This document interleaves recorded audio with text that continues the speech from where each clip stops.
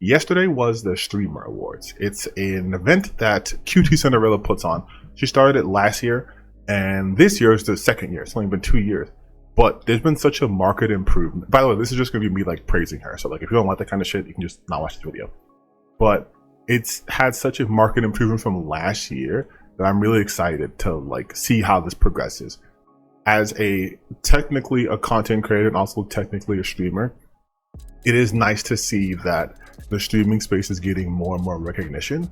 Last year, I don't think she had that many, I was gonna say supervisors, that many sponsors as she has this year. She has Spotify, she has Twitch, you know, she has Fansly, and I think there was one other sponsor, but she went big this year, and I think it's totally paid off. First and foremost, Hassan and Ludwig doing the pregame or the pre-show with Anita, genius idea, great pairing, just like mogul moves, you know what I'm saying? So that's actually a question I had, because as far as I know, Amaranth, you don't have any kids, so this seems kind of out of your element here. Is that just exploring new territory? She's a year or two older than me, so. Okay. Yeah, I was about to say, this is a lot younger than the average awards attendee you have, normally, Young Gravy.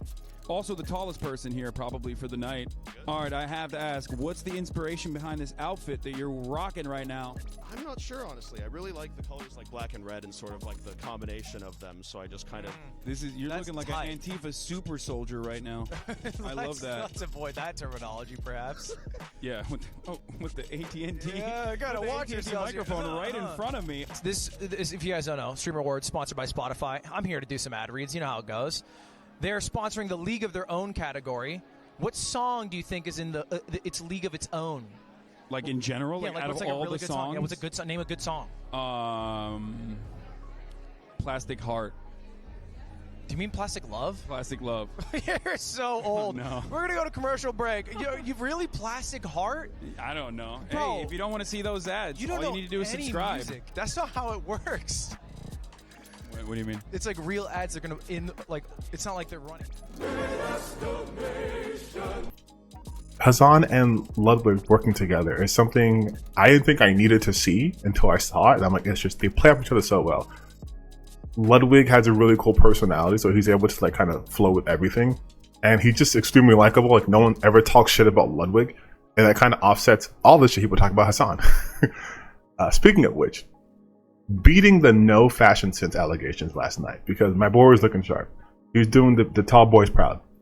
I'm also a tall boy. I'm 6'8", but a little bit taller than Hassan. But he was looking snazzy in there. He didn't play around with y'all. He was not playing y'all faces, and I appreciate that, especially with the haircut. Looking good, Hassan. The show itself, it did have some hiccups. It did have hiccups. There was a guy who was doing his music, and the audio was just, first off, the computer stopped working, so it started looping, and then after that, he tried to like freestyle with just that beat, and then the audio cut out, and I had to like pause for a second because I was like, ooh, this is... I think I'm stuck in a loop. I don't know, wait, I don't know what I'ma do. My computer is been loaded, I do not think it's a cue. This the first scuffed example, baby, that's just how I do what I want. I don't think that is... But he did bounce back very well, I would say. He bounced back pretty well. Then the rest of the award show was kind of, like a typical typical freestyle streamer space. Meaning lots of social awkwardness. I feel like the next step, honestly, is just for them to be more comfortable doing this kind of stuff. Because again, you're talking to like hundreds of thousands of people on streams, different than like being in person with even just like 20 people, right? So I get that. But like a lot of the big time streamers are just very, very socially awkward. And I feel like you're gonna have to like get them some training or whatever. Like there was one point where they were this guy was performing, I think it was Young Gray was performing, and you just see people in the front just like on their phone, like just like not doing. I'm like, again, I know we're gamers, we're all this and stuff, but like if you're putting on an event, you guys have to have a certain kind of etiquette and decorum. You got to be paying attention at the very least, like phones down. But that's just a small gripe on my end. Overall, I would say it was a really good experience, and I really truly just want to, well, before I get into it real quick, Kai Cenat won Streamer of the Year, which I don't think was a surprise to literally anyone. The guy has 300,000 subscribers. He broke records. He had a whole subathon for all Black History Month. Smart move to that, by the way. And of course, yeah, his fans voted hard, beat out XQC, because that's really the only other fan base that's as rabid. But and Hassan won Just Chatting Streamer of the Year, which is good for him. He's a political commentator. If you guys didn't know that, I'm sure you did. What I really want to talk about though is just like qtcinderella herself, because for her to do what she did after what's happened to her, not just this year but like overall, and to still like want to be in this space and be so public with it, like, because this wasn't a private event. Like, regular people could have paid to come to this event too. So like, if you put the money up, you could have gone to this event, and so many things could happen, right? But the fact that she was still willing to do that says a lot about her. And the fact that she was like presenting it, like she's one of the presenters, she's one of the main presenters. She was co-hosting with Valkyrie, but she was also like the host. And she didn't have to be the hoster. She could just put on the event and just let other people take over. She could have let, like, you know, Ludwig take over, but she didn't. And I just think that's really commendable. Like, she's growing this thing out where in the streamer space, it's not all things are taken seriously, right? Like, anything in a digital front is always taken like as second to traditional media. You have like the Oscars, which is currently happening as I'm recording this, which I'm not gonna watch, I don't give a shit. But you have the Oscars, which is like a big event. You have the Emmys, which are big events. And then you have like the Video Game Awards, which was not a big event. It was just, oh, gaming is dumb and stupid. But Jeff Keighley stuck with it, and now look where it is. You have companies who will only do reveals at the Game Award. And it's not like video games are these small indie things. They're worth billions of dollars, a multi-billion-dollar industry. And it's being taken seriously now.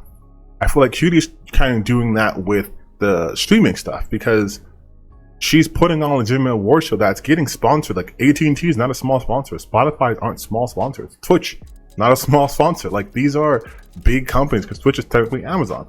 These are big companies that are putting money into this event, letting content creators know that like this space is becoming more legitimized. And what she's doing with that is helping with the legitimization of streaming.